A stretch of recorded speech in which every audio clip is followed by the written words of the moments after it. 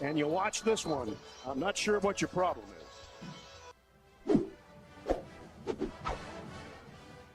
Reddit did to do, and welcome into More Important Issues here on Fan Run Radio. It is August 1st, football season, just 30 days away. I'm Caleb Mitchell. Joining me always, Landon Raby to my left. Yeet. Joey Boots in the studio, behind the glass. Not really. There's no glass.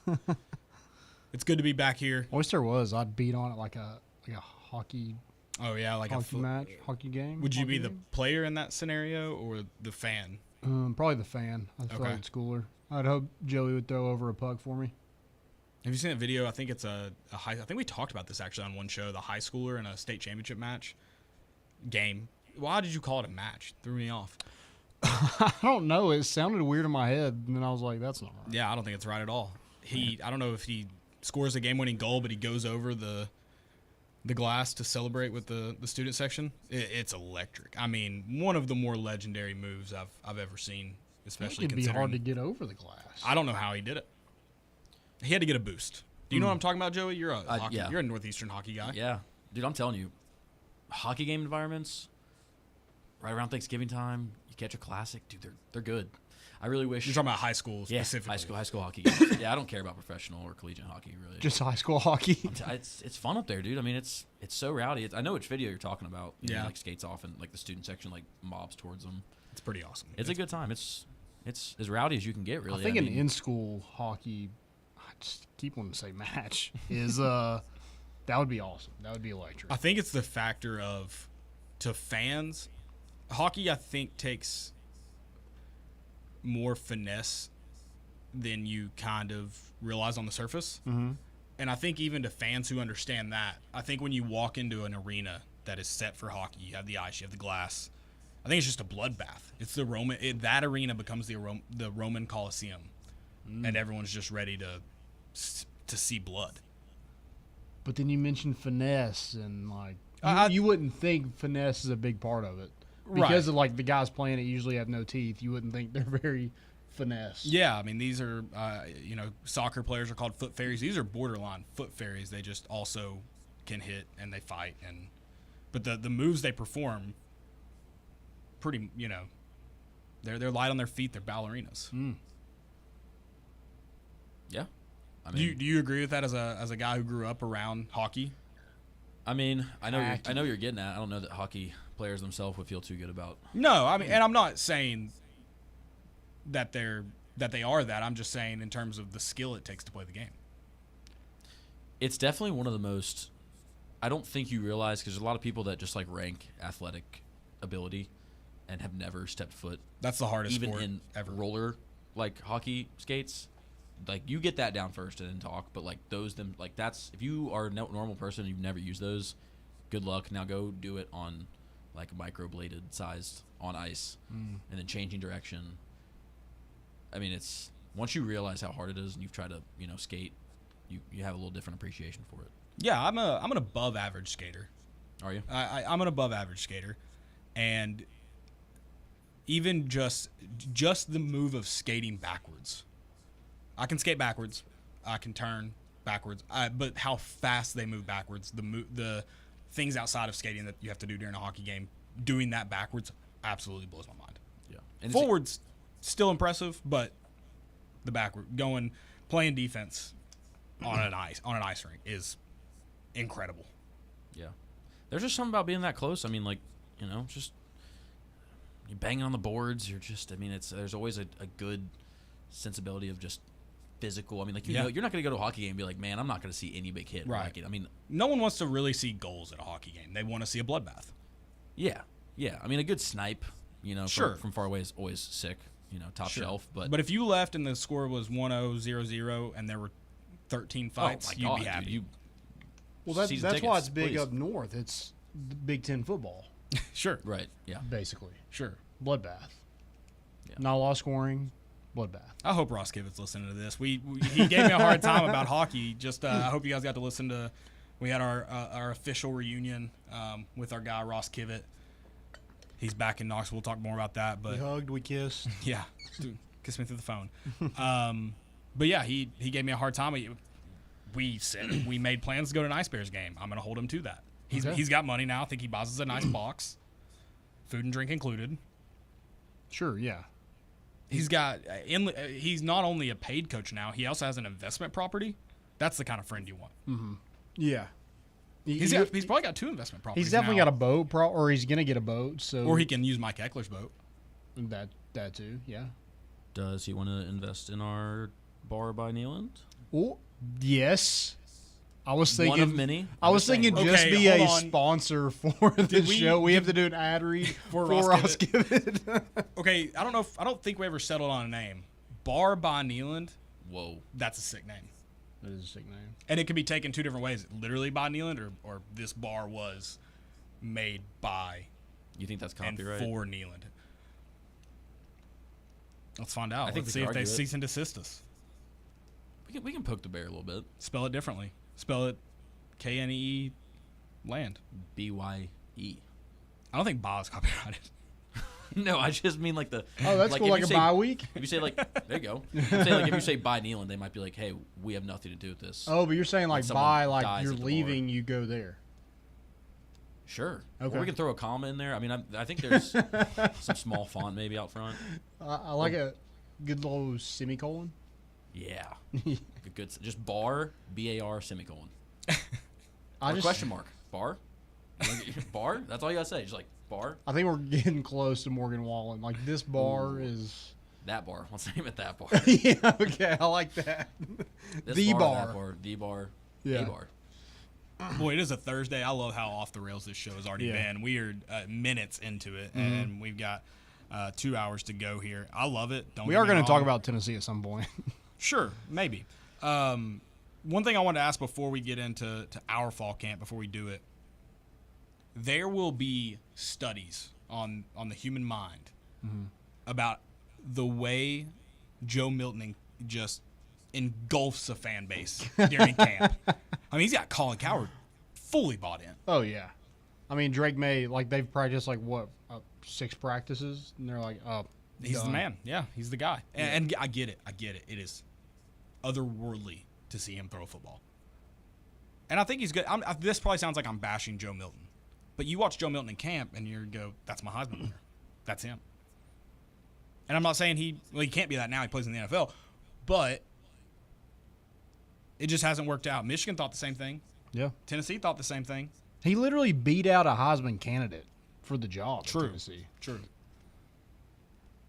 It's I don't know. Just be careful. Be careful. the Joe Milton experience is a ride. Yeah. And it the very, very top, when you're on it, that thing, you can't see radio, Well- can't see that. That's, you hit the top at fall camp. Yeah. Well, it's crazy too because you have that expectation. Like all Patriots fans are like, we need the next Tom Brady. They see this 6th round dude who looks like $1 million and Joe Milton, and you see him throw, and you're like, oh my God, we found him. That was so easy. Why didn't we do that sooner? Quarterbacks insure their arms. His has got to be insured for far more than any other quarterbacks in the history of because his arm is him. But here's something else to that. Just kind of a little spin. Okay. What if it works? No, I was going to ask that. Do we fire Josh Heupel and hire Gerard Mayo, the QB whisperer? What if it works? I don't know. But that's the beauty of the Joe Milton experience is you think I won't be fooled by this next year, but every fall camp it resets. And the only Every reason fall I think it might work is because that is the most Tennessee thing ever for Sure. Joe Milton to just dominate the NFL when he couldn't. I shouldn't say couldn't get it done. He was above average he quarterback. got some done. Yeah, he was above some. average quarterback for Tennessee. Sure, I don't disagree. I can't. But Some an people above will. average quarterback at Tennessee should not start in the NFL. And Colin Cowherd's like, yep. in year one. In year one, He's the guy, rookie, yeah. I mean, Colin Cowherd did that really serious thing where he starts to lean in about it. I mean, he's dialed into Joe. I for one find it incredibly entertaining, and I hope it continues. I hope this hype goes through the preseason. And that's the thing is he might not play well his first preseason game, second preseason game, But that's the Joe Milton experience. It takes real games for you to give up. Yeah.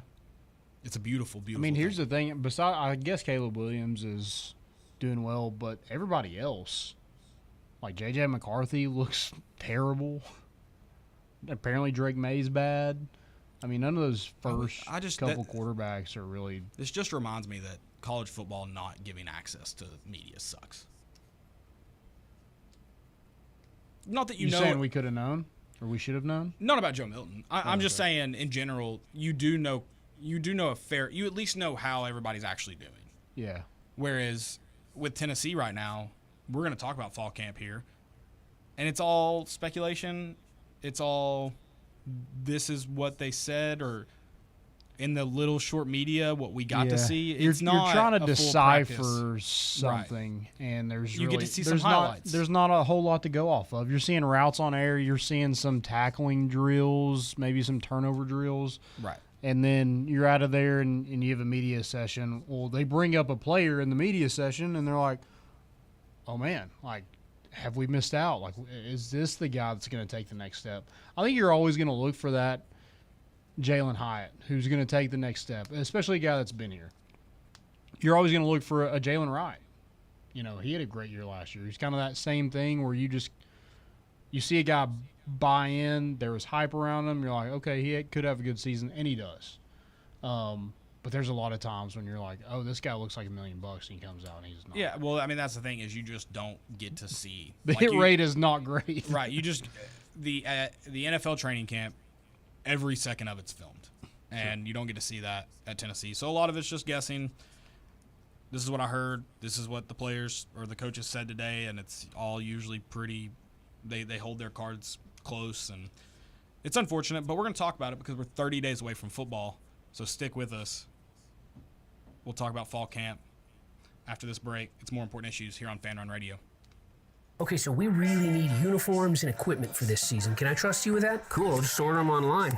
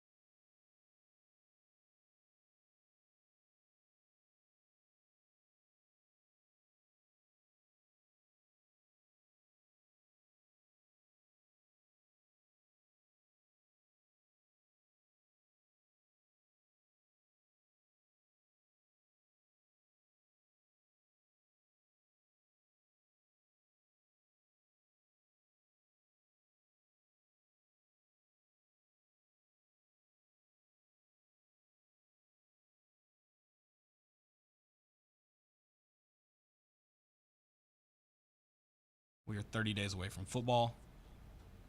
That's Tennessee versus Southeastern. What is it on College Football 25? What are they called?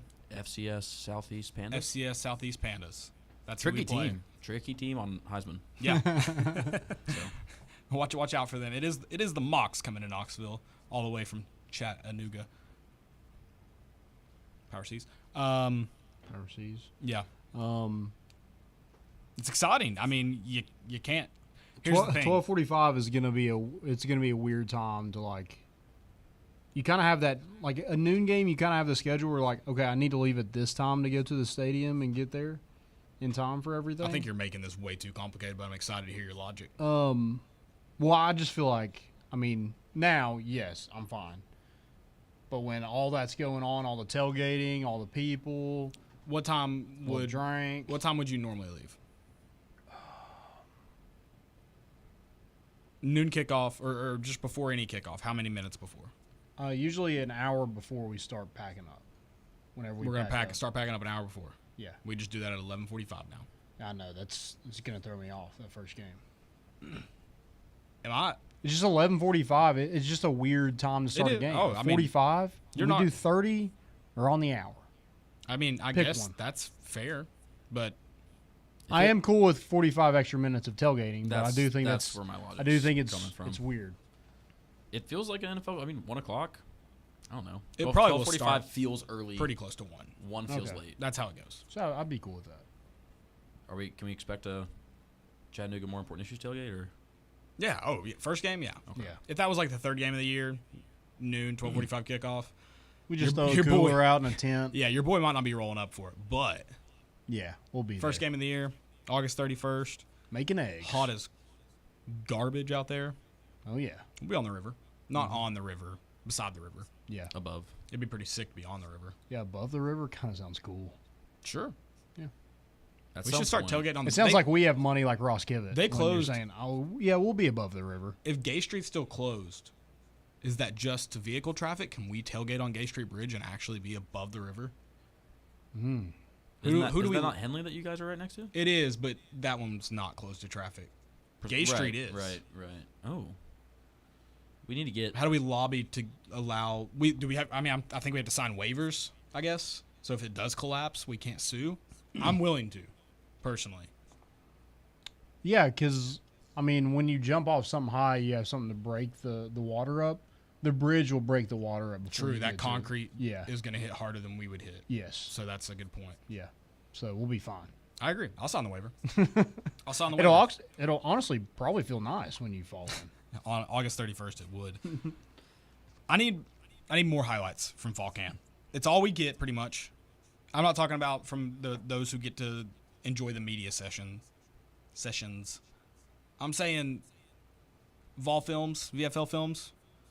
I need you working harder. Yeah, I need more. It's just Verbal tough meme. to. Kylo Ren, more. Yeah, it's too tough to decipher. I'm not. I don't even. I'm not. Who's good? Who's on the first team? See, I feel like you're trying to figure Who's stuff even out. Who's even big? You're trying to figure stuff out. I just want dudes in orange and white playing football on okay. my phone. Well, yeah, that's cool too. But I want to know. But you're never gonna know from highlights. You can do this. You can. Honestly, I don't even know if you'll know after the first game. Oh, probably not. I mean, the position we're gonna preview, I would say almost certainly not after the first game. Yeah, probably not. I'm gonna expose myself real quick, and this. We'll get into this a little bit later too. A little bit. Don't tweet emotionally. It's not smart. You're gonna regret it. I talked some mad trash about Kamal Haddon during the Florida game.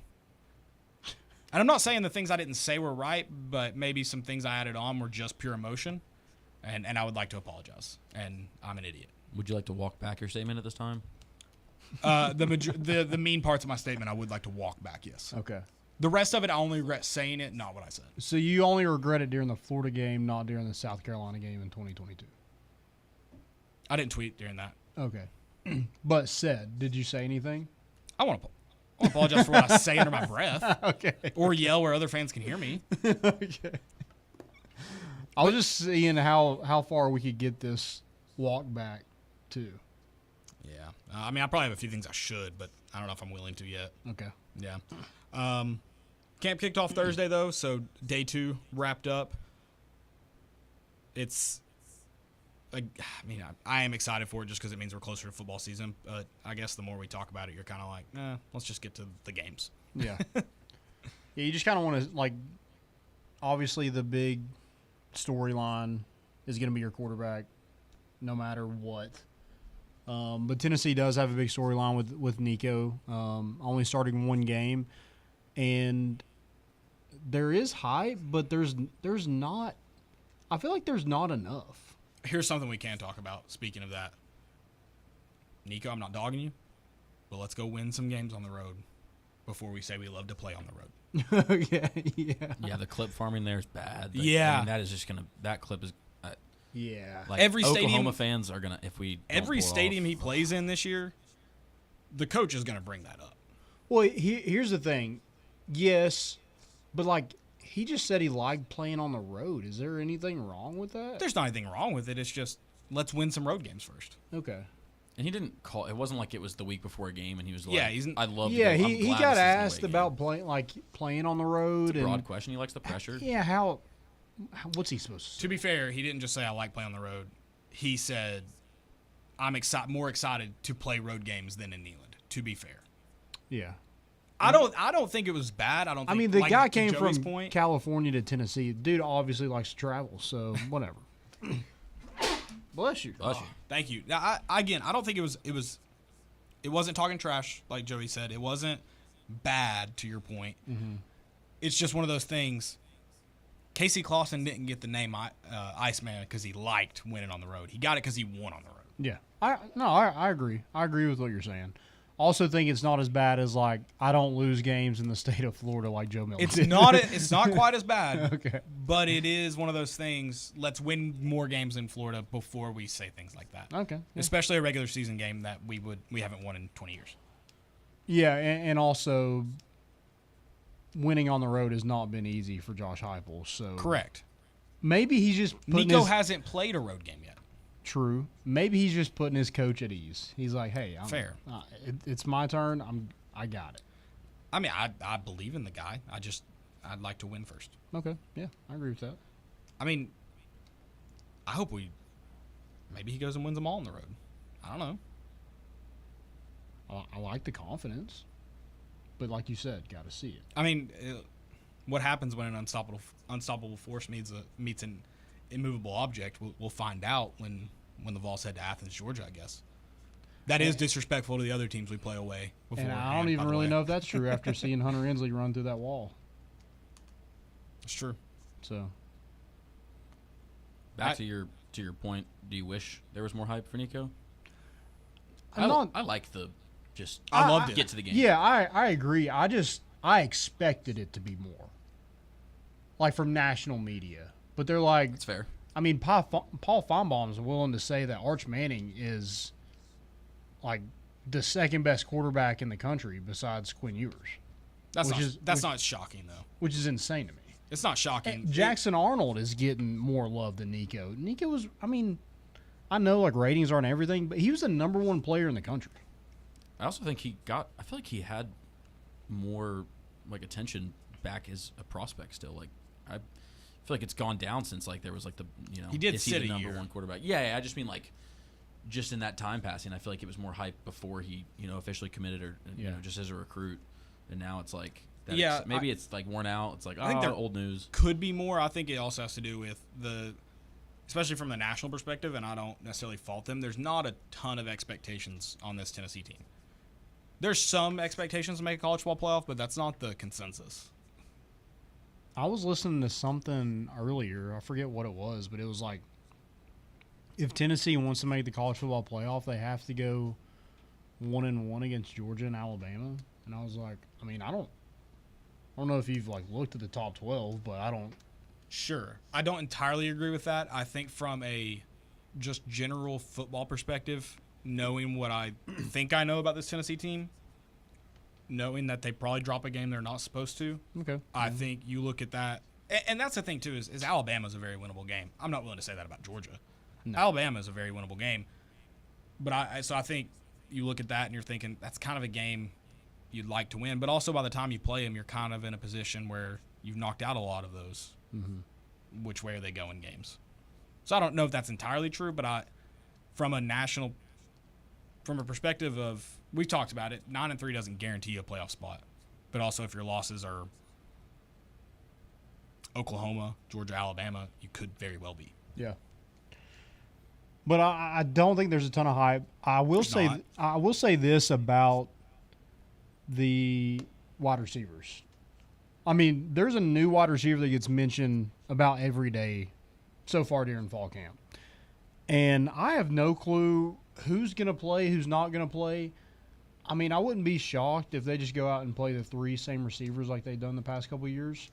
But they keep mentioning guys that I'm like, Flip. is that guy even going to play? So you say you won't be shocked if that happens. I will be utterly shocked if you see a 6 receiver, 5 receiver rotation. Yeah.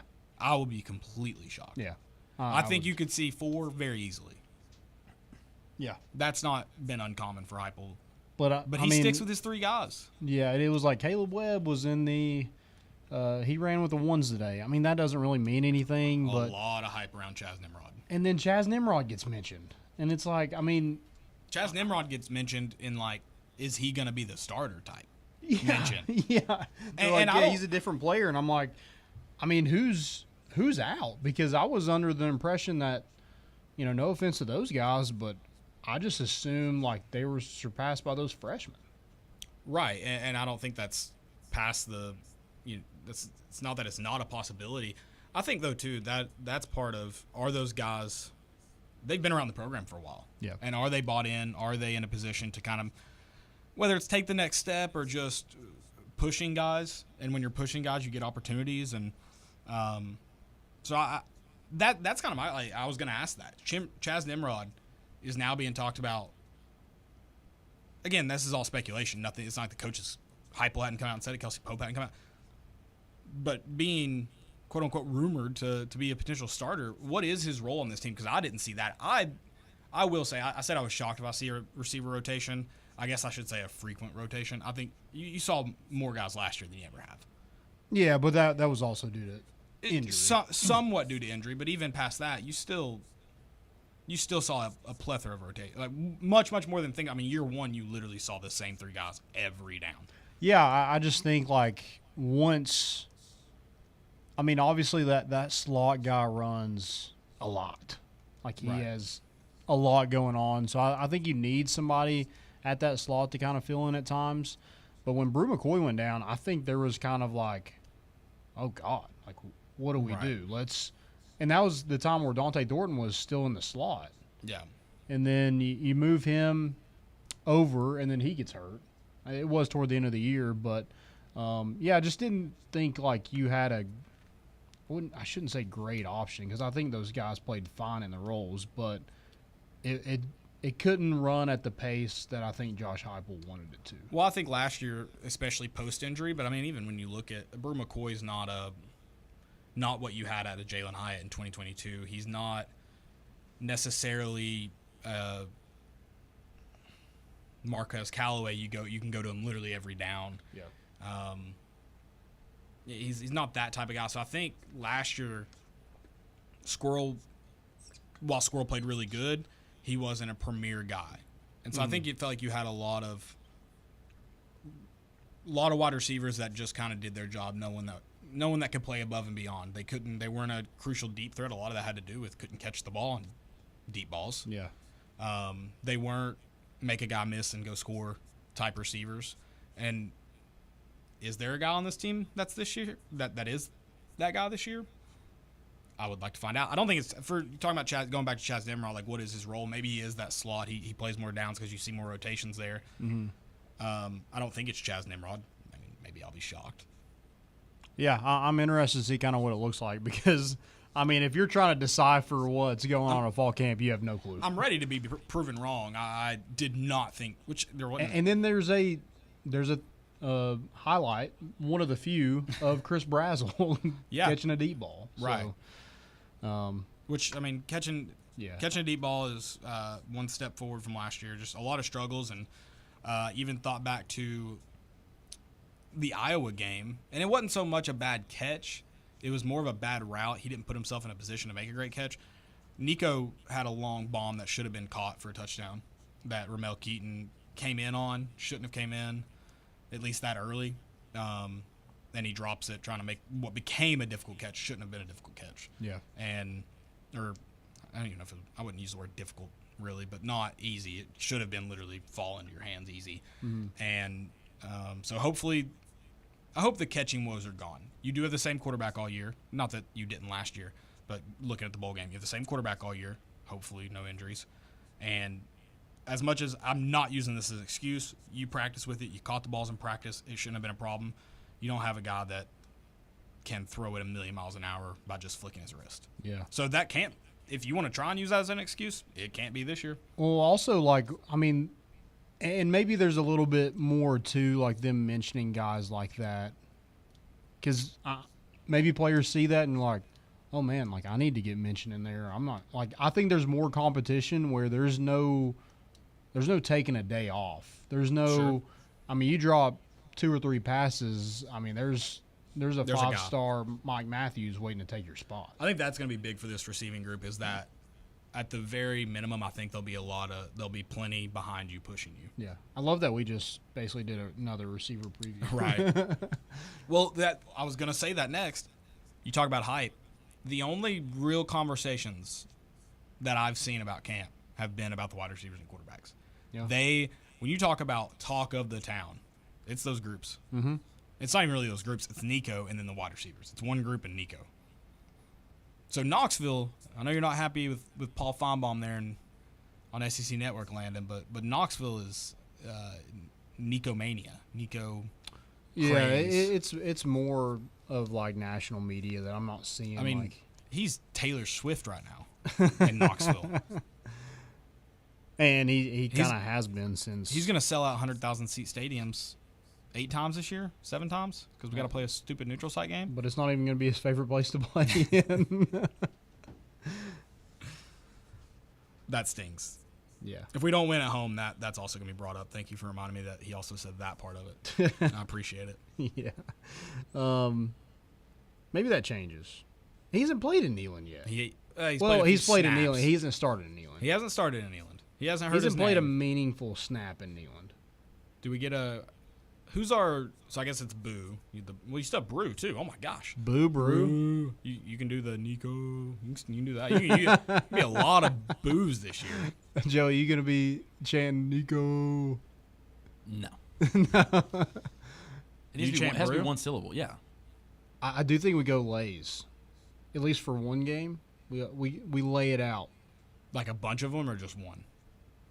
Yeah, we can do a bunch of them. I think you got to have it where it kind of looks like a turtleneck. Yeah, you probably got to do it a colder game. than Yeah. August 31st. August 31st would be a tough one. Yeah.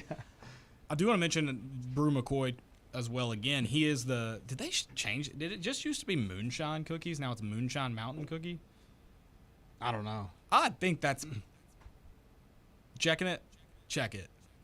I think it just used to be Moonshine. I could be Moonshine wrong. Mountain. But he's the Moonshine Cookie NIL guy. I'm assuming it's for every touchdown, similar to. It is.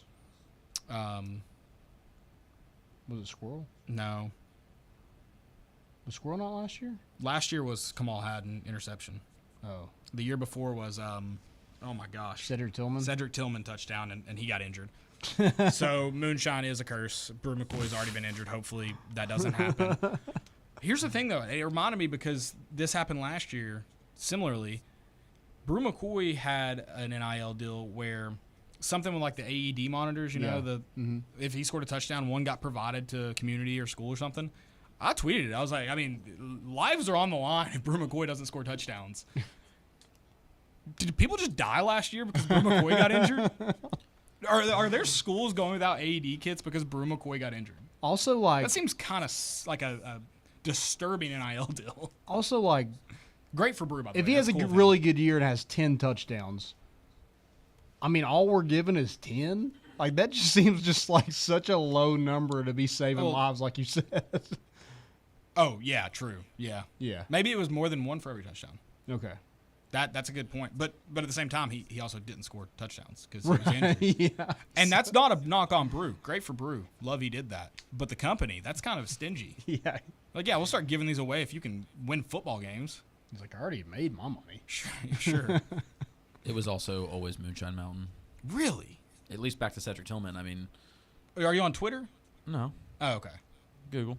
Safari. Sorry, no free ads. Safari would. Never mind.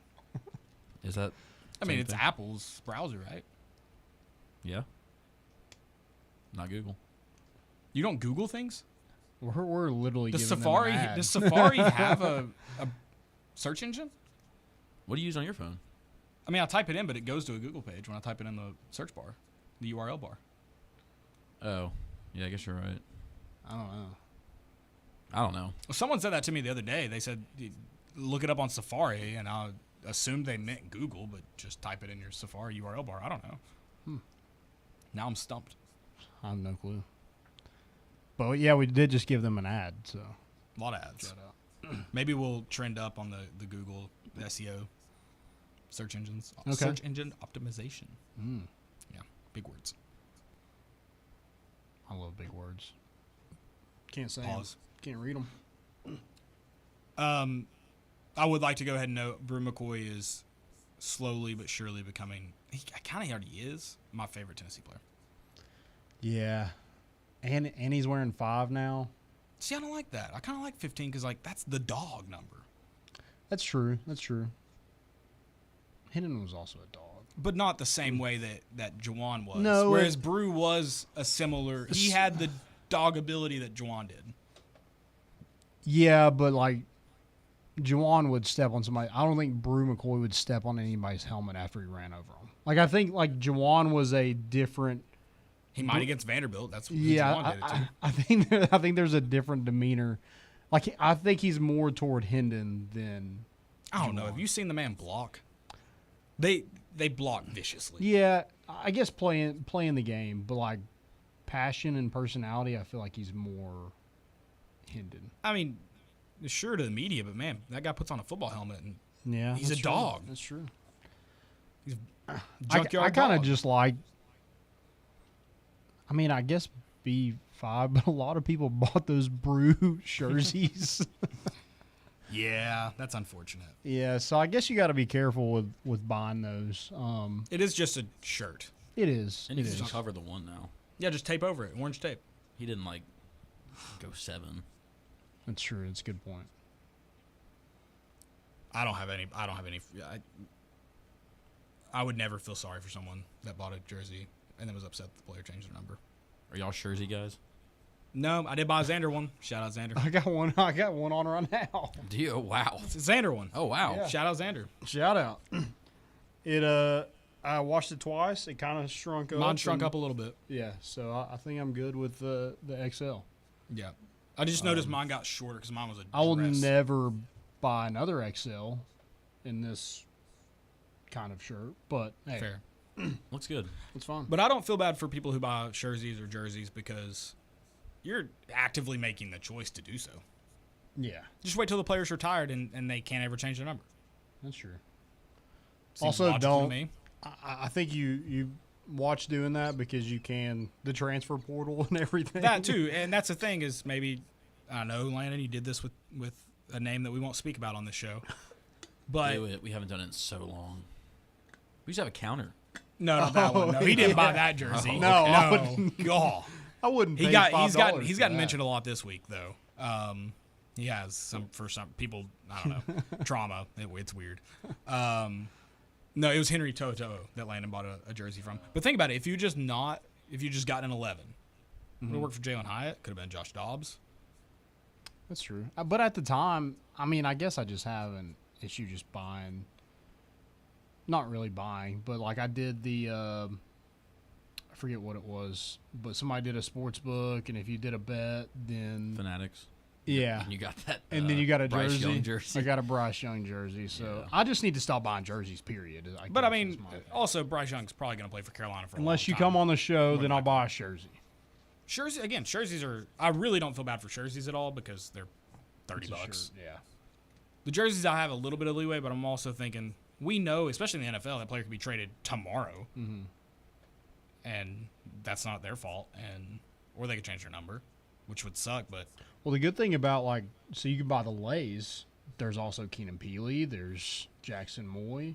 it's also just a lay, Yeah, which It's not a jersey. Lays are cool. but it's not a $130 jersey either. Right. It's like $20, which seems steep for a lay, but I digress. I was really excited about fall camp. I knew we wouldn't have anything to talk about. That's why I knew that. I'm glad we found something.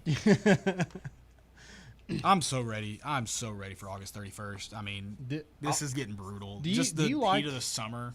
Do you like all the freshmen that like get to talk to the media? Like it's like they're getting Growing up before our very eyes. yeah, or they're just kind of getting like, oh, it's your first day. You have to do an icebreaker. I feel like they're losing bets in the locker room. Is what's happening. This is It's Tennessee's like, oh, hazing. you weren't here in the spring. Sorry, new guy. You got to do Have it. you met Eric Kane? Yeah. Good luck. Yeah. Yeah. Yeah. Talk it to is- Ben McKee about the Steelers. Yeah. It is nice, I think, because with a lot of college football programs, sometimes with Tennessee under certain coaches, you wouldn't ever hear from freshmen until they were sophomores, juniors. Sometimes with the transfer portal, you wouldn't ever hear from that player while they were at Tennessee. Yep. And so that was weird. So I mean, yeah, I think it's cool. I think it's good for the players and probably good for the program. And I think you certainly want guys like established that they're going to always talk to the media. But also, I don't think this Tennessee team has any question of who the leaders are. Yeah. That's good. Bennett Warren and Jemias Hurd were two of those people. I think Josh Heupel just wanted to show off the new toys. He's like, Yeah. "Have you seen how big this guy is?" First guy off the bus, I recruited him. Yeah. But I do think they had to go like get another chair for each one of them because they are Just massive. massive human Yeah. beings. Yep. We'll talk a little bit more football. More football. Specifically being at Neyland Stadium. Stay with us. It's more important issues here on Fan Run Radio.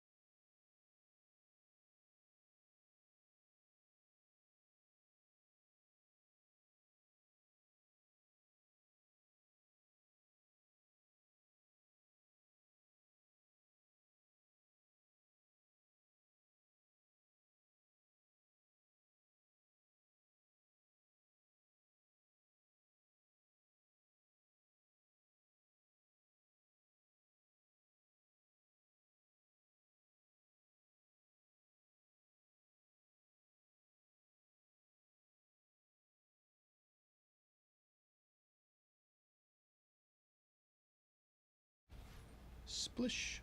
Neyland got another facelift. So what'd we say?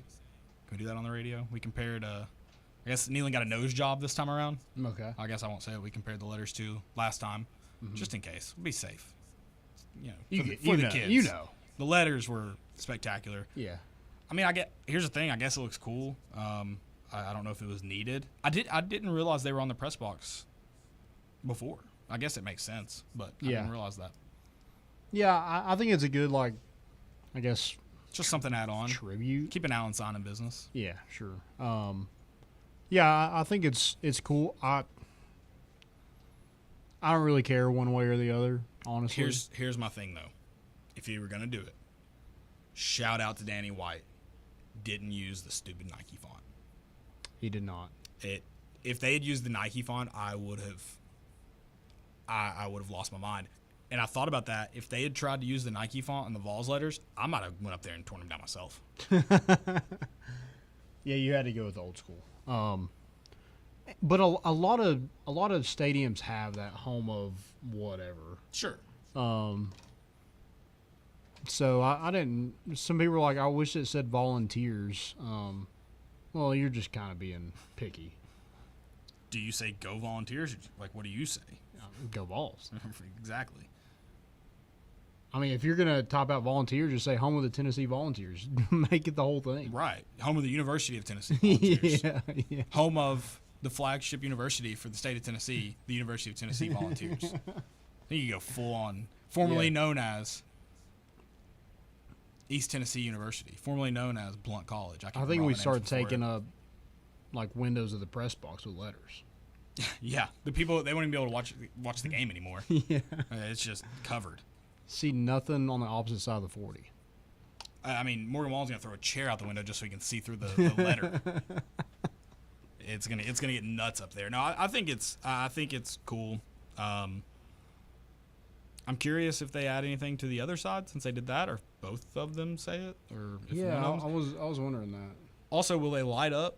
Do we know? And are they gonna be I hope- white or orange? Did Allen Sign do it? Are they allowed to tell us if we text and ask? I can text. Let's text and see. Let's find out because I'm curious. Because I know the Thompson Bowling Arena, the Food City Center sign, was just which these are the actual letters. I don't know if there'll be anything special about them. It wasn't, but they did I'm trying to think of the right word, the framing for the lettering on Thompson, and it was clearly just the framing of it, and everyone thought it was the actual sign for some reason, and Yeah. was very upset I don't think they're done. with the Vols letters. Correct. Yeah, that's why I'm curious. Is it going to be orange or white? And is that an actual like LED light, or is it just a sign? Yeah. I'm curious. And like, I think it is something to, like, don't try to do too much. Like, somebody's like, oh, that kind of looks boring. Like, Sure, it does, but it's Yeah. kind of just boring by nature. Right. It's a lettering on a yeah, building. home of the Vols. Also interesting, doesn't take a crane. So they just, how did they It just looked have like they a- had like a bucket that lowered down or something, similar to the jumbotron. Interesting. Yeah. So are they not changing the Jumbotron anymore? They used to change all the time. I don't think all the time. Well, they used to, like, every year or so they would have, like, different pictures. I don't of think it was that common every year. I think it was every few years. Talking about in the back. 3 or 4, yeah. it. Yeah. I Yeah. feel like it's been the same Really for a good. while. It's Camara still, right? Yeah. Yeah, it has. I mean, I guess it's what 6 years since they. I mean, did Bush that? Jones was up there for like 5 3 years, I years. Yeah. Sure. He was up there for a while. I guess you had to, when you kept putting the coaches on the back, you kind of had this. That's, to he's start the changing them. only current coach to ever be on the back. He's it. God. Won nothing significant here. I mean, they learned their lesson, I guess. Yeah, They're you you can't do that again. unless you're a current coach that's won 3 national championships, you don't Sure. get that honor. Like Tony Vitello, you could put him up there. Sure. Yeah. I'm okay with that. He's only won 1, but so I go against a little bit of what I was saying, but yeah, I'm with it. I'm with it. He's only won one currently. Right, that's He's what I gonna meant. win three, at least. And if he wins 3, then I'm okay. I can stay. Then you I can put- stick you- to you my put- morals and One for each. But one picture of 3 him. pictures. Yeah. I like that too. It gets more and more beautiful. it's going to be upsetting when I walk in and the south end zone no longer has troughs. If Danny White would like to leave a trough in honor of my name, I'd pay for it. I've also said I would take one of the troughs off his hand to put in Landon's backyard. So we had a place to pee back there. Haven't gotten a call yet about that. Well, I'll get with him on my weekly meetings and we'll discuss it. I did have a question kind of about Neyland. I guess it's not really – mine is a home game. That's why I thought that.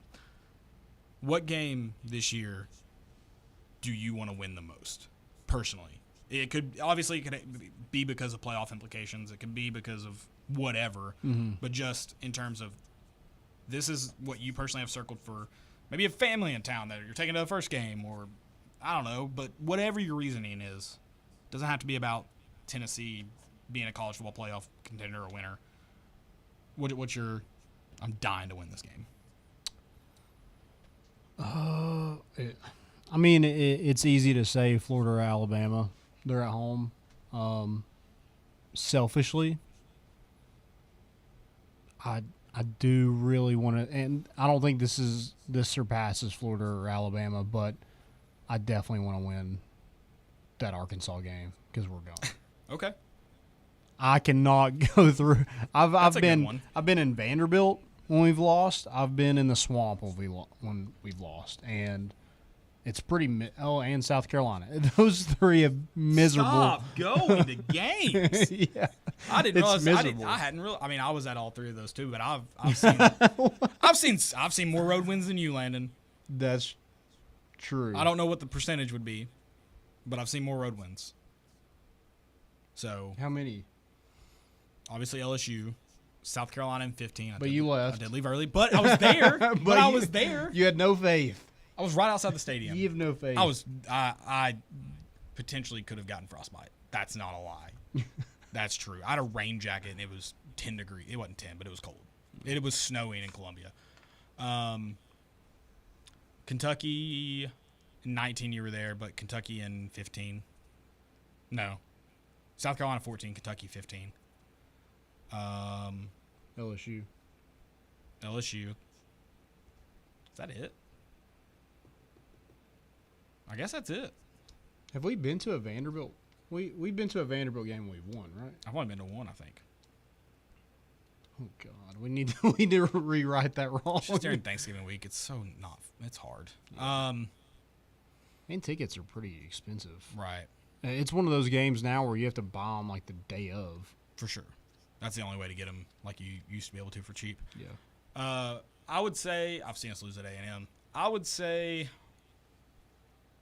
the game I want to win the most, selfishly, because I just hate them. And I think part of it is 22 is so awesome, but it's Alabama. Every year it's Alabama, and I don't know if that'll ever change for me. Arkansas is a good one, being an away game that we're going to. Yeah. And I would really like to see an away win as well.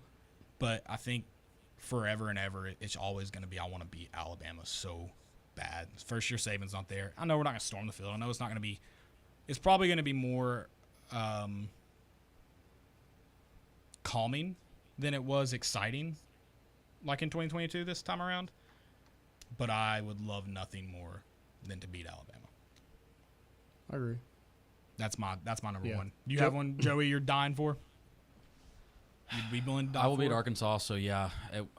My buddies went last year to Missouri, and I can't fathom that feeling. I mean, and they went to the basketball game and got kicked out of the Missouri student section talking so much up, and I think that pain, there's very few things that can bottle up that pain, and I don't want to have to go through that. So, I mean, and I don't think Arkansas would be as brutal of, like, fans just dogging us, but I think it – I mean, if you're talking about games that you just, like, are really wanting to win, mine's Oklahoma.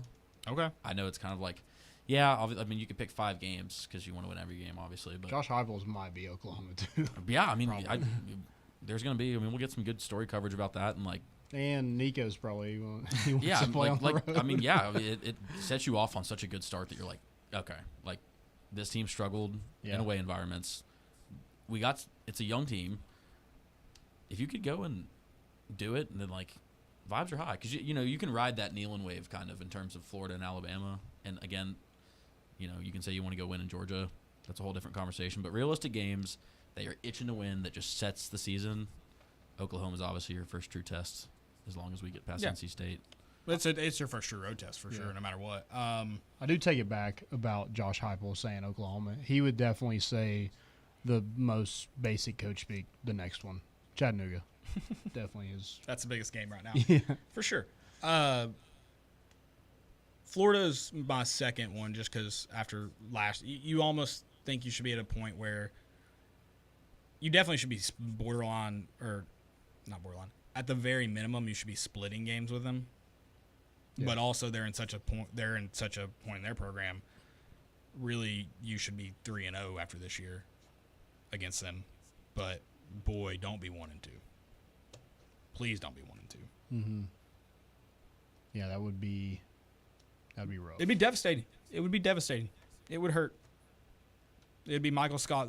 This is gonna hurt it would. Yeah. It'd be bad. I wouldn't tear down the letters. Not the Vols letters. Keep those. Yeah.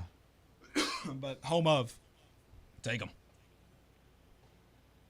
Yeah, I mean that's you're talking about Florida, correct? Yeah. Okay. Yeah, if you lose that game, I think it's And I don't even think Florida could come out and be a decent football team this year. I think it's more of just where you want to be as a program. You've got to be at a point you're splitting games with them at the bare minimum. yeah. And if you're saw what happened last year or part of that or anything, I mean, you should absolutely want to destroy. Yeah. I hope Billy Napier has to go for it on 4th down 8 more times. Yeah. I hope he's not successful, 6 times, but I hope he tries it. Yeah, and that's one thing we're going to talk about here in a second is the corners. I mean, last year it was so bad on 3rd down. Graham Mercer didn't even have a lot of yards, but every time he needed to get a first down on 3rd down, Well, he did it with his feet is the big thing. he was He's getting able a to do first down. Able to do it with his feet as well as his Yeah. arm, and that was detrimental. Yeah, we'll get into corners. We'll dive more into that at the top of the hour. Moving on in our position preview. Stick with us. It's more important issues here on Fan Run Radio.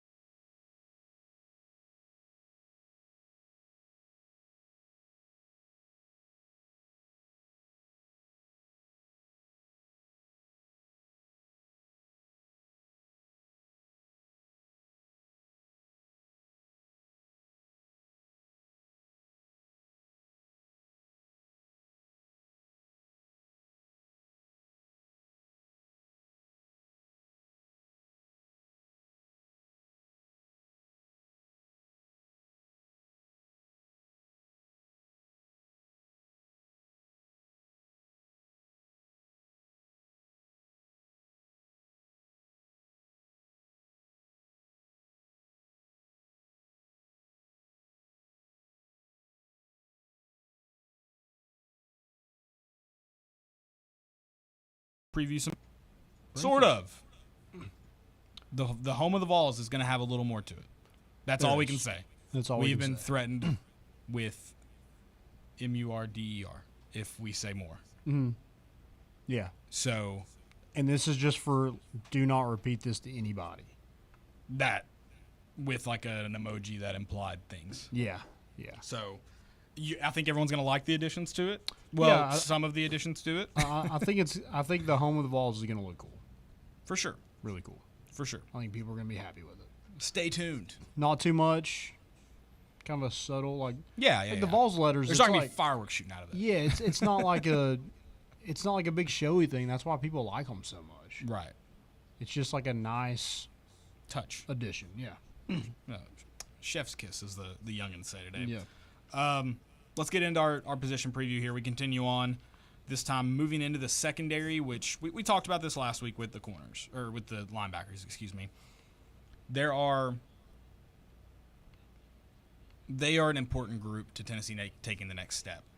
I have questions about if they can, whereas linebackers, I feel more confidently that they can. Whether they do or not, TBD. With this group, for Tennessee to be a college football playoff contender, they do have to take a step forward. But also, I think just for Tennessee to kind of be offense can do a lot, so I don't know if that's the right way to say it. I'll say this. For them to take the next step, I think these corners got to be talented enough or confident enough, and they have to earn the trust of the coaching staff. They've got to be able to come up and make plays. They've got to be able to keep receivers from getting downfield, obviously from getting open. That goes without saying.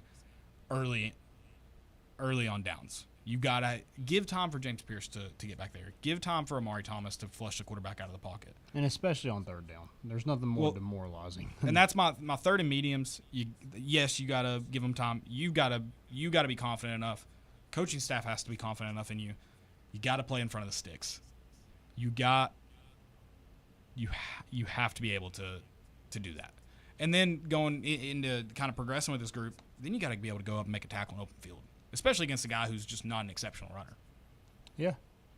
And be a ball hawk. I mean, last year Tennessee had one, and that was Kamal Hadden.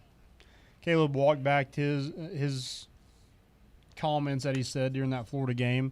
But Kamal Hadden was by far your best corner last year, and it showed. It showed in stats. Tennessee's It did not show against Florida. Passing yards per game I do still walk back what I said. went up 70 yards after he got hurt. Yeah. Now, you did go against some better quarterbacks, but 3 of the next 4 games, you gave up 275 to Missouri. You gave up 375 to Devin Leary in Kentucky, and you gave up like 315 against Georgia. And you only gave up 300 passing yards twice last year. 2 of those were after Kamal Hadden got hurt. Christian Charles had an injury last year, so they kind of dealt with some injuries. So they kind of played some younger guys, played some older guys who were kind of just lost in the shuffle. Right. And kind of got thrown out there and are no longer in the program. So I do like this group more than the end of last year, for sure. Yeah, and I think some of those guys are your turn, but you kind of hope for more veteran experience. But I think you added important piece in the transfer portal. You get some young guys in that you hope can be impactful this year. You don't necessarily want them to be super impactful this year because you don't want to rely on freshmen, especially at a position like corner. Mm-hmm. It's a tough ask, especially in the SEC. You mentioned it. There's some great quarterbacks in the league, and then you look at the guys you're tasked with defending, and it gets even harder of a job. But I think adding a guy, the biggest one, and I think everybody agrees in that early transfer portal window, getting Jermon McCoy was massive. You honestly probably would have liked to add a few guys there, but getting a guy as talented as Jermon McCoy is honestly kind of best case scenario, in my opinion. Rather than 2 guys that you want to compete, you kind of found a guy that you can come in and hopefully rely on.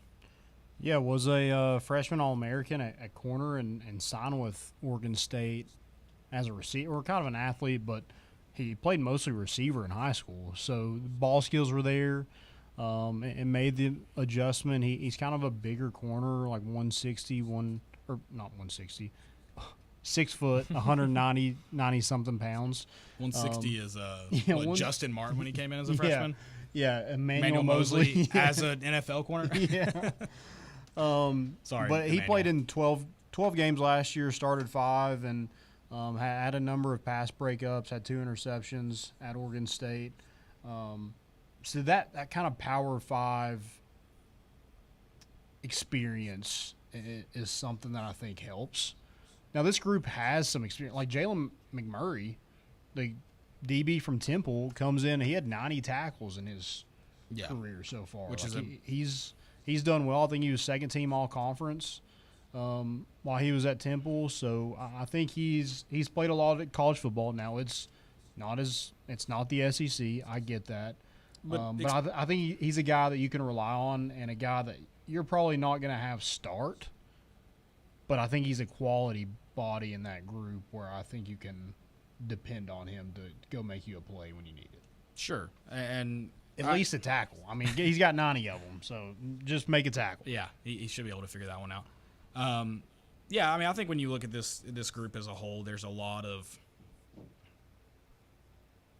more guys this year, especially this time, that you have a better feeling about. You look through the depth chart and you go, I think he can be quality. Mm-hmm. And you point to a guy or two and you go, I think they can be pretty impactful and they can make plays. So I think as a whole, this group's stronger for sure. I do think there's a question though, as a group as a whole, is like, who's going to be your starters, for instance? Yeah, I mean, if I was a betting man, I would take Jermod McCoy and Ricky Gibson. I think Ricky's almost pinned in. Like I think Jermod McCoy is too, in my opinion. You feel like that because he has to be, based on the rest I of think it? Jermod McCoy is your cornerback 1. Okay. See, the thing with him is I just kind of, obviously Power 5 experience, but a different league. It is, yeah. And again, I still say what I say. I think he's your biggest get. Does the veteran fully transfer over, or does it take time to come out of him?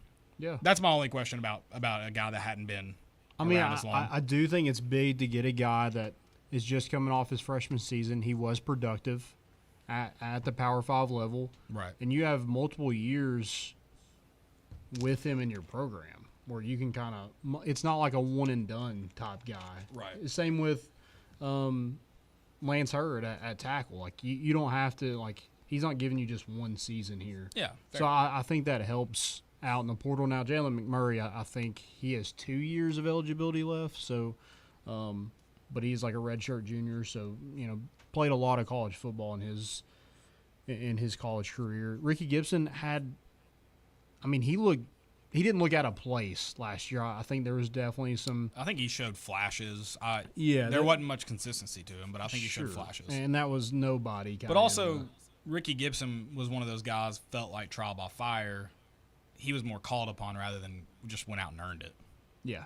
Not that he didn't earn it from the guys behind him, but he didn't see much before injuries. Right. Yeah. He played decently enough where they kept wanting to go back to him. He did start that Citrus Bowl for Tennessee, so he's kind of like the same thing Nico's going. Like, you expect him to be your starter because he was a starter in that bowl game, and he kind of moves up. You add some pieces, but he's a guy that you recruited, and I think you have to rely on that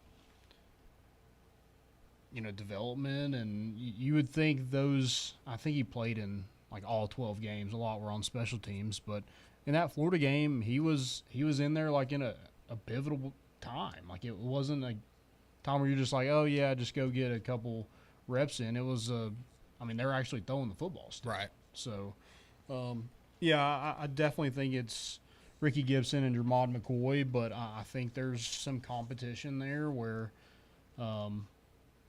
you have Jordan Matthews, who is a highly rated 4-star. You got some really good recruits and Caleb Beasley and Marcus Gorey to come in and compete. I know Caleb Beasley was probably, you were thinking, okay, maybe he can get some playing time.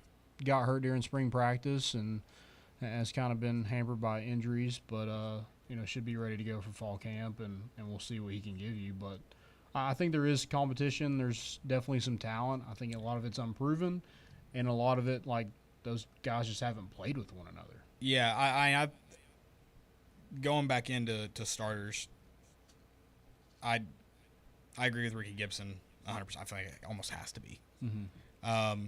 Honestly, I think it should be a good sign if it's Jermod McCoy. Because again, I think that was your best transfer pickup. You want him to start. As long as it's not because who else do we put out there kind of deal, then great. And I think going into Caleb Beasley, you saw him in the signing class and you kind of thought, oh, that's a guy that could be day one impactful.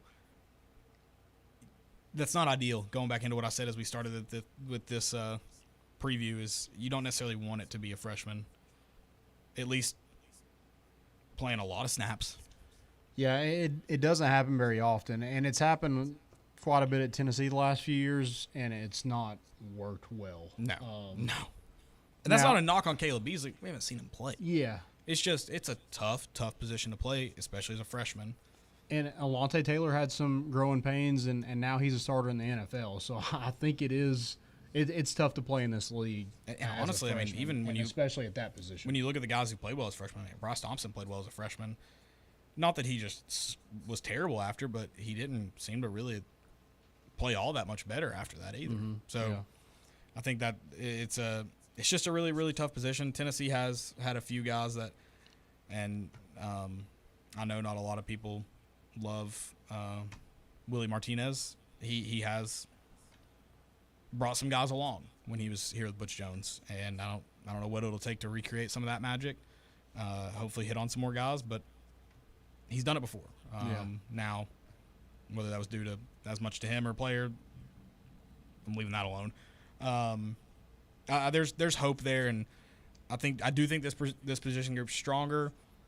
I do think they'll still. This isn't a group that I think is going to be 4 deep for the whole year. Mm-hmm. So staying healthy is obviously going to be a huge part of it too.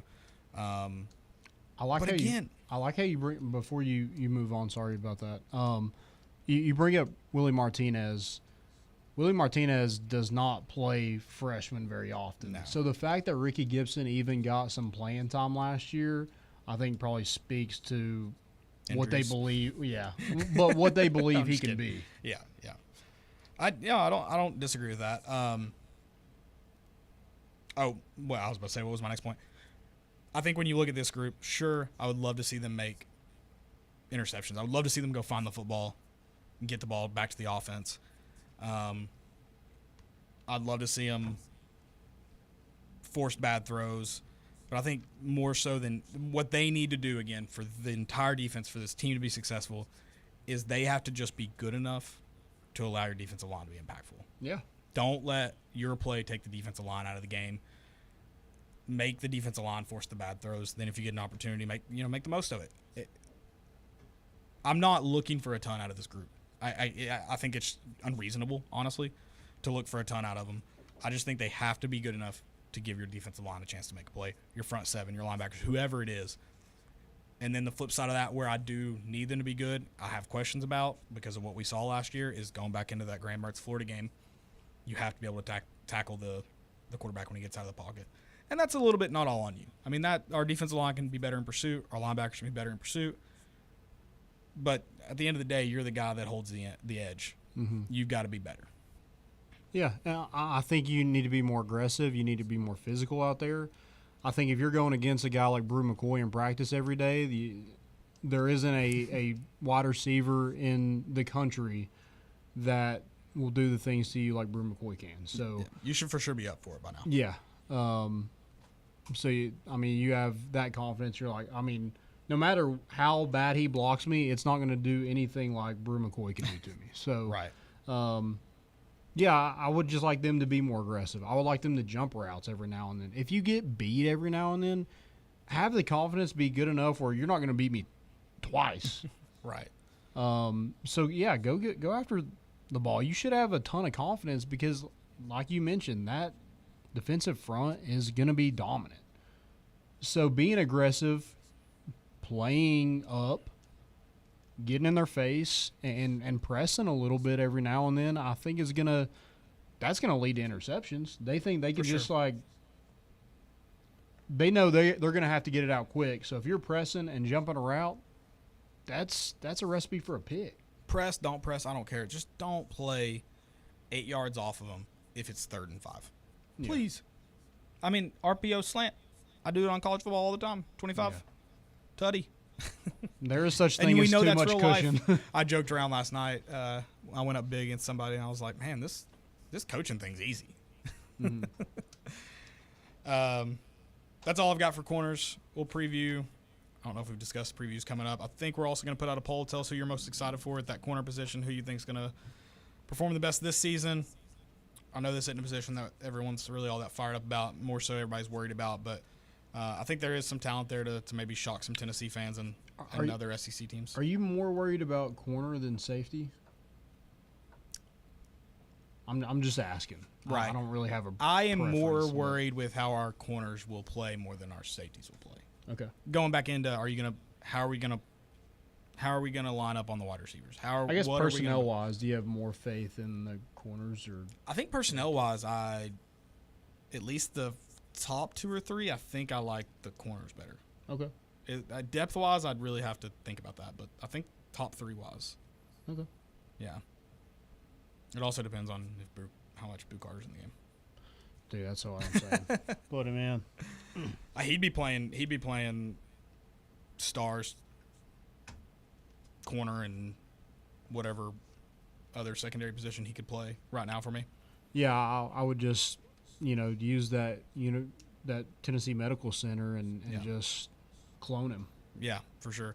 He would be baseball scouts would be calling him 5-tool by the end of fall camp if Yeah. I was Boo Carter's coach. 100%. 6-star, first one. Yeah. We'll talk a little bit of baseball when we come back. Stick with us. It's More Important Issues here on Fan Run Radio.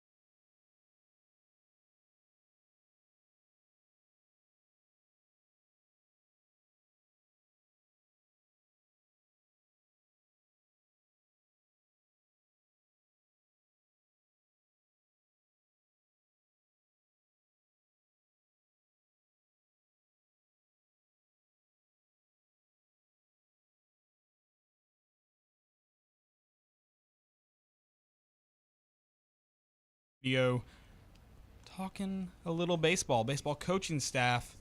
Big news for Vol baseball, or big week for Vol baseball. You have Xander Seacrest on the turn. You have Ross Kivett on more important issues. I mean, this is Tennessee baseball's biggest week, and I mean, maybe since the week they signed Tony Vitello. Yeah, hasn't really gotten I was better. thinking ever, but yeah, maybe when Tony, that's kind of up there too. Yeah, I mean, Todd Helton getting inducted had to be close. Yeah. National championship had to be close. A couple SEC championships, they had to be up there. The but Tony Vitello lemonade stand was. it was close. Yeah. Not close enough to really be in the conversation. This is the biggest week by far. If you guys haven't checked out the first episode of The Turn, it's out with Xander Seacrest on YouTube. Make sure you go check that out. Good conversations with him. Horrible golf. You can make fun of us if you'd like. I don't care. I know some people really get offended when you make fun of their golf game. Buddy, I know I'm bad. If you're going to make fun of Caleb, you're really going to make fun of me. Then we got Ross Kivett on the moment he got hired. We let Kendall Rogers have that one. That's fine. Yeah. We got him first. No big deal. It was awesome talking with him. I know just getting him on and hadn't been the easiest the last few years with him being in Houston. This will be fun. Is this a time where we need to do another standing O? Oh, for Ross Kivett? Yeah. Yeah, let's do another standing ovation. Everybody on your feet, even if you're in the car. Standing ovation, Ross Kivett. He's home. The kid's home. He's home, baby. It is good to have him back. He's going to be a dad here soon. He is. He's, in his own words, matured a little bit. He said it. Yeah. Which I think, for me, and I think most Tennessee fans, like Ross, we kind of liked the Texas thing. yeah. I don't know. And I only say where you kind got of. this idea. I don't want to upset him, but like I mean, otherwise I'd say I loved it. I mean, if we're being real, right after that game, he got a promotion. So True. Yeah, Hey, people like it. here's another thing too. He got ejected for slamming his hand on the, not for what happened after. Yeah, he just got his money's worth. Just got his money's worth. He said, if I'm gonna have to hit the showers early, I gotta sweat a little bit. I loved it, and him being back is like we talked about it. You go listen. We'll give you a little preview here. It kind of felt me and you said it when the third assistant, paid assistant got added. It's kind of side-eyed each other. Like, Kiv's coming home, huh? Obviously, the pieces didn't quite fall into place until now, but it's cool that it worked out. And I think I saw Mike Wilson tweet about this too, how loyalty is clearly not something that Tony Vitello just likes to talk about. It's something that he lives. Getting Ross Kivett back here. Also add Ricky Martinez, another former staffer there, that friend of the pod, who was at New Mexico last 2 years. New Mexico State, sorry. I guess he was just there last season. Yeah, just one Yeah. year. Yep. Left in 2022 for that job. But yeah, so getting those guys back is huge. And then he also adds Josh Reynolds, I guess, as an analyst is the official role. I didn't know baseball had analysts, but that's cool. That's sick. Yeah, just like a support staff kind of role. The fact that you literally took an assistant pitching coach from a Power 4 school, I guess Power 5 then, whatever, Cincinnati, to a support staff role is kind of tells you where Tennessee's at in college baseball. For sure. But yeah, it's an exciting staff that he's assembled and continues to assemble, and we're obviously most excited to get Ross Kivett back and get the. I mean, we talked about it. He's probably, him and Chad Zerker are probably the first guys to give us the time and let us in and make us feel heard, and we appreciate that. We've loved it. It's been a fun ride and gonna continue being a fun ride, obviously. I mean, I expect full access, I'll be honest. From Kivett. No one else. Just Kivett. Yeah, just give it. I want a desk in his shared office. And he probably would. Yeah. If he wouldn't get in trouble, he definitely I was would. going to say, it might be one of the stipulations he was talking about. They probably were like, you can't talk to these guys anymore. We may have gotten him fired. Yeah, that's fine. It's possible. But yeah, huge to have him back. And I was kind of thinking about on the way here today. It was like, I think Ryan Shummer did a good job of he tweeted out kind of like everybody like on Tennessee's staff. That may have been him that mentioned the loyalty thing, not Mike Wilson. Sorry, Ryan. Okay. And I'm sorry, Mike. So yeah, like it was a big thing just to have like when you're in with Right. Tony Vitello. And he wants to keep you around and will do what it takes to kind of do that. Obviously, like Ross Kivett the first time around, he was the volunteers coach, or volunteer coach, sorry. But also a volunteers coach. He was. Yeah, best of both worlds. Took a promotion to go to Houston, and, you know, he said it. He's like, I loved it. Never thought I would have the opportunity to come back, and when it kind of presented itself, I had to think about it. But he did a really good job at Houston. I think they set a home run record during the 2023 season. I think they set during his first year, I think they did 321 RBIs and 113 stolen bases. It was the most since 2008. Also had the second best fielding percentage in program history. They were 7th in the nation in fielding percentage. So, and he works closely with the infielders. He did that while he was at Tennessee, and I assume that's going to be the same role. yeah, he's Kinda pick I'm, up. I'm sure he's going to be with. He couldn't tell us exactly what his role was going to be, but he was a big part when that team like wasn't hitting home runs at the pace they are now.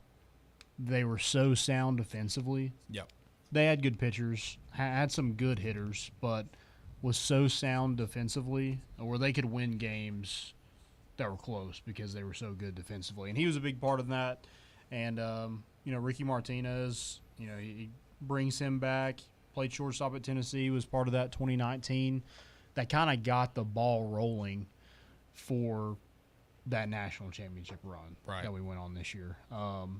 Kind of put it in place where, like, hey, we're here to stay in the postseason. Sure. And brings him back after 1 year. I'm not sure exactly what his role will be either, but yeah, I think you want to surround yourself with people that you know, people that you trust. And I think when you're thinking about not really building, because like you are the pinnacle of college baseball right now, but how do you sustain that success? I think it's bringing back two guys that had a big part in getting you there. Yeah. Probably a good way to go about it. For sure, and obviously there's more funding available. The NCAA rules have changed that have allowed you to do that. Yep. I think that's the thing too. Is if you just looked at this without the context, you're like, why are these guys coming back? It doesn't look right, quote unquote. They should be. It doesn't look like progression, but in context, like this is big for them. Mm-hmm. It is progression, and it's big for Tennessee to get those guys back. I would like to propose some kind of competition, or just maybe just a fist fight. I don't know for who's going to coach first base. You return two guys who have experience with the Vols, wearing the jersey, coaching first. Here's kind of my take on that. Obviously, Josh Elander is not going to be here forever. And you know that. I think Tony Vitello is kind of preparing for that. Sure. I think Ross Kivett takes over third base, which he did at Houston. And then Ricky Martinez will – even with Elander on staff, you think you should do that? Elander's going to coach third. Right. Oh, but I'm saying for first this year. For Yeah, 2025. this year I think you just – I think you have a let fist whoever. fight. I think you make them All three? – no, Elander's going to coach third. Well, I'm talking about Serrano. Serrano did – That's true. He did it for a national championship team. It's Serrano. Sorry, Kiv. Sorry, Ricky. It's Serrano. Yeah, it's got to be. That's a great point. It's got to be. It's a great point. Or give us the green light, Tony. They all seem to do well. I don't know if Tony had a problem with one or the other of those three. We'll host the competition. Okay, I'm down with that. Also, It won't be a fist fight. To be fair, we'll figure something out. also if they're having a competition, I'm also going to throw my name in the hat. Okay. I mean, I sit kind of close to. Will you sit in first the base dugout anyway. while they hit, or do you have to go back to your seat? Either one. Whatever. I think you have to go whatever. back. I think you have to go back to your seat. That's fine. In full uniform. Yeah, full kit wanker. Yeah, and you can never take the coach's helmet off either. You have to keep it on. Okay, I'm in.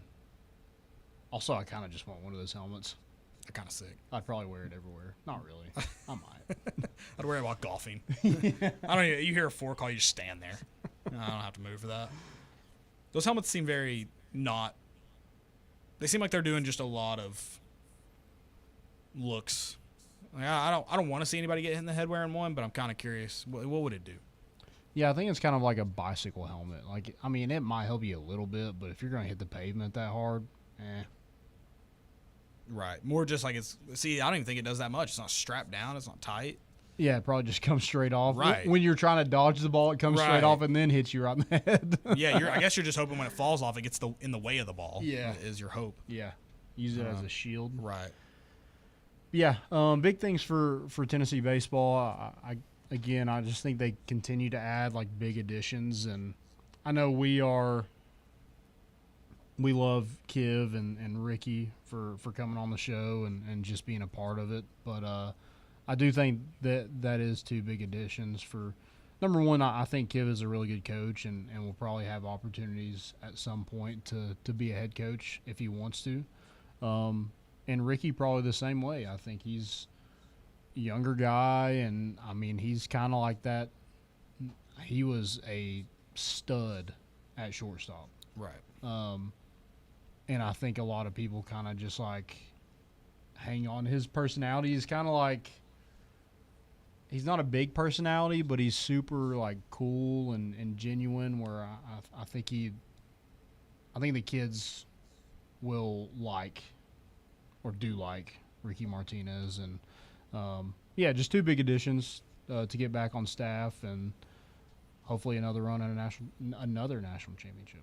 Yeah, and I got to think this is a big help in recruiting too. You obviously have some guys that can do it, but I think this just gets you better. Yeah, that's another reason with Elander. At some point, is going to get an opportunity to be a head coach. I think you have a guy in Ross Kivett who's done it at Houston, being a recruiting coordinator, worked with the hitters. I think that just makes sense that he kind of steps in that role after Elander takes his job, Right. wherever that is. Also, we kind of talked about with Ross Kivett. How in the world are people not offering that man left and right? Yeah, I'm shocked he didn't at least get offers, and I don't know if they would have been good enough to leave a national championship team that you were a big part of. But we didn't hear of any. I don't know if we would have necessarily, but especially if it was just in the what's your interest phase. But yeah, the fact that there were not people, especially some of these mid-majors, knocking down his door is crazy to me. You think of it in football, Crazy. like the national championship team, like those coordinators are usually gone after that. Right. It's crazy, but I'm happy. I'm not going to complain. We got to stop talking about him, and maybe people will never hear about him. Okay. That's actually take him off third. I want people to think he doesn't coach anymore. Yeah. Keep him in the dugout, Tony. Put him back in the corner with Frank. Okay. I'm down with that. Hide him. Or we just put him in a different number and say he's a different coach? Yep, that's it. I like that. Guys, we're going to come back from this break, do some segments. We've gotten some questions. We'll answer those. If you have any more, fall camp, baseball, Vols letters, we won't tell you too much. Find us on Twitter at @more_issues. Send those tweets. We'll be back after this break. It's More Important Issues here on Fan Run Radio.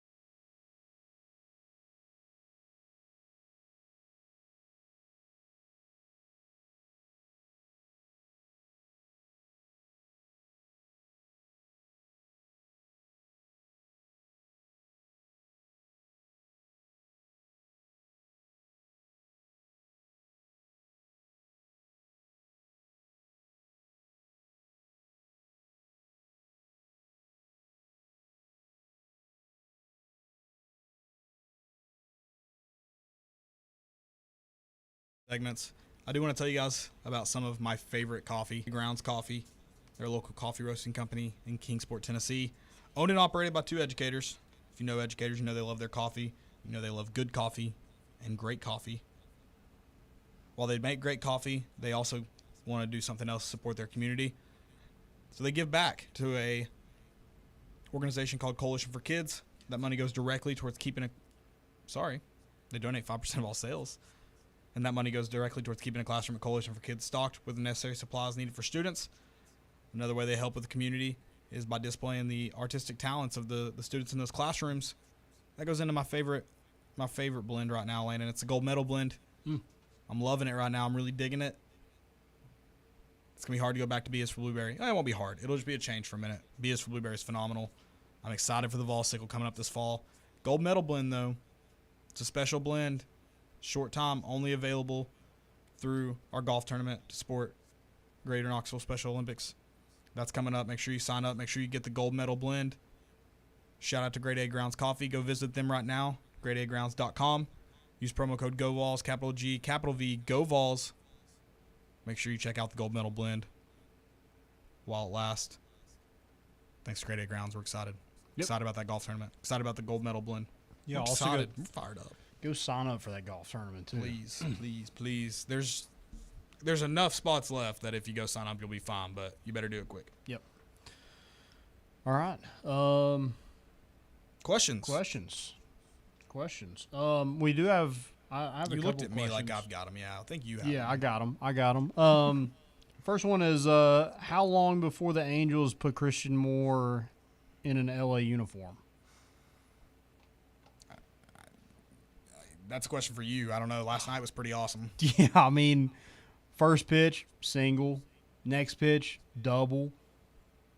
I mean, just go ahead. Although it sucks at the commentator for that first hit. Lazy fly ball. And it gets down. That's not a lazy fly ball. Yeah. And he says it so unenthusiastically. Yeah. I mean, that's why he's doing single A. Sure. But yeah, I mean, that's if you're the Angels, I mean, you got to be excited about that. There's every organization is different with how they do this. Some are just like, if they're good enough, just play them. Right. You know, like Wyatt Langford with the Rangers, Jackson Holiday with the Orioles. When they're, I mean, why keep them? They're not. They're just going to get better in the majors. Right. Right. Now I get. I'm sure it's also somewhat need based too. Like you're not gonna take a guy out that's performing. Right. The Angels are an organization that the need could come up sooner. Yeah. Also, just lost Mike Trout. I know they don't play the same position, but you switch some people around. Right. Losing the firepower like Mike Trout, that sucks. Yeah. So, yeah, I mean, I don't think it should be long. I don't think he should be in single A very long. That was obvious from last night. So, but yeah, big. I think big moves in the future for Christian Moore. I hope you see him there playing with Ben Joyce. It'll just be a Tennessee reunion in a few years within the Major League Baseball. Yeah, it was pretty cool seeing Blake Burke's parents made it to Christian Moore's first professional game. Also, it's gotta suck for a pitcher grinding in single A ball, whether he came right out of high school or snuck in through the draft, whatever it may be, and he's just grinding, and then you get a first round draft pick up to bat, and you're like, well, this won't be fun. But if you do end up striking out Christian Moore, You you send can an email to every GM in the league, and you tell them. I struck out Christian Moore. Yeah, but you see your first pitch get hit, and you're like, oh, well, crap. Yep, That sounds about right. Got another question here. Do y'all like the transfer portal? I think that there need to be some restrictions and changes, but yes. Yeah. I think if you're good and competitive, I think it's a good thing. I think if you're a bottom feeder, you are going to remain a bottom feeder. Sure. So right now it's great for Tennessee. They've utilized it good. It's a great way to fill holes. I don't think you want to be like Ole Miss and just live by it. Right. But I do think it is. I think it's done more good. For sure. I think obviously Dalton Connect and Jordan Gainey were really your first true in this era of the transfer portal in basketball this year, but both seem to have worked. Dalton Connect sure did work out. Jordan Gainey seems to have worked out. It's worked well for baseball. Football, you've had some solid ones. Mm-hmm. Obviously, it's a little bit harder to come in and be the same kind of impactful in that sport as it is basketball. A little bit easier in basketball if you're a Dalton Connect type player. Hendon was a big one. Hendon was a big one. I kind of forgot about him since he was his big year was obviously second year. Yeah. Yeah, you're right. So it worked out really well in that regard. But yeah, I think I agree. If you're like a true bottom feeder like Vanderbilt, 100% always going to hurt you. I think if you're a Mississippi State or a South Carolina, Kentucky, who aren't bottom feeders per se, Yeah. but you could easily find yourself there. I think one good season can kind of change that because of the transfer portal. Sure, you might lose your best player, but you also, if they were old enough, could have lost in the draft. But if you have a good enough season that you can attract some really, really good players that just want a chance to play more, I think then it helps you. Sure, yeah. If you're a Vanderbilt, it ain't really gonna help you. Yeah. I guess it could help you, but it's not gonna help make you all that much better. Yeah, I do think you have to have a good balance. Like, I mean, you definitely just don't want to stop recruiting high school players. No, you can't, because you can only bring in so many anyways in terms of just logistics, period. And that's where I think, like, if you have a good season, you're like, we could just use a few players here, you're going to get some good opportunities. So bring them in next year and hopefully build on that. So I think for those teams that are either, like, want to call middle or bottom middle, I think it can still be helpful. It's not just a detriment. Yeah, I agree. Yeah, I like it for the most part. Joey, do you got any take on the transfer portal? I mean, I don't know. Yeah, I think overall, and grand scheme of things, we are still in like the baby phase of like ironing out all like the little loopholes and stuff, and trying to like make it still integrity based, which is such a big part of college football. About like, not having to lose a guy every year. Yeah. Or you play well and you're almost like unreward. What's the opposite word of reward? Punished. That's definitely what I'm looking for. Yeah. Like punished for it. But I think overall it helps the game. I think it makes it a little bit more interesting. I mean, it adds a whole dynamic to the offseason that, no matter where your team's at, it's kind of, especially with NIL playing in now.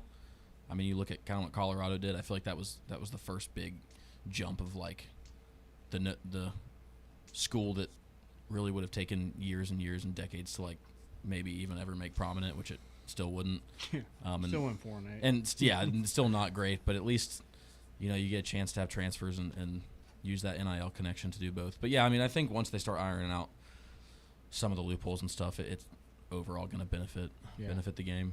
I do hate like how they've unlimited transfers. I just think that's insanity. I feel like you should. I think that's the biggest thing that needs to get fixed. Yeah. Soon. Yeah, you should have to at least, if you transfer to that school, you have to stay there at least 1 year, I think.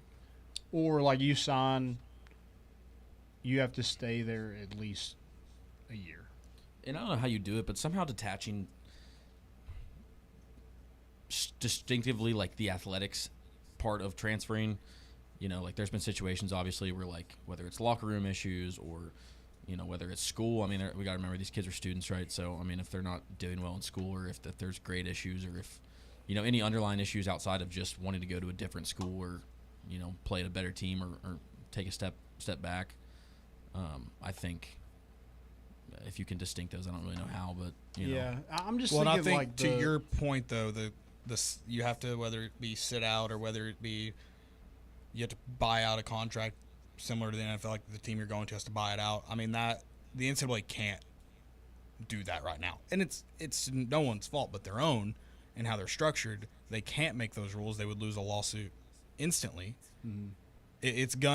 The transfer portal isn't gonna get fixed until you are paying players to play football, until they are signing contracts to play football. It's just not possible. Because you're going to get into the only way they can make money is to be on the field. You're limiting that by not allowing them to play. And so it's never it's never going to get fixed until there's some kind of money involved coming from the overall organization, NCAA, or, well, the money's not coming from them, but it's structured from them. And similar to the NFL. Like the NFL, obviously, you can't just leave a team. Yeah.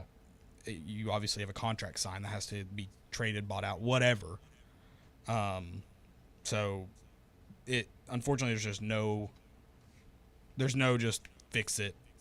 Even if it come up with the greatest idea that seemed clean, you can't make them sit. It's just not possible to lose a lawsuit instantly. Yeah.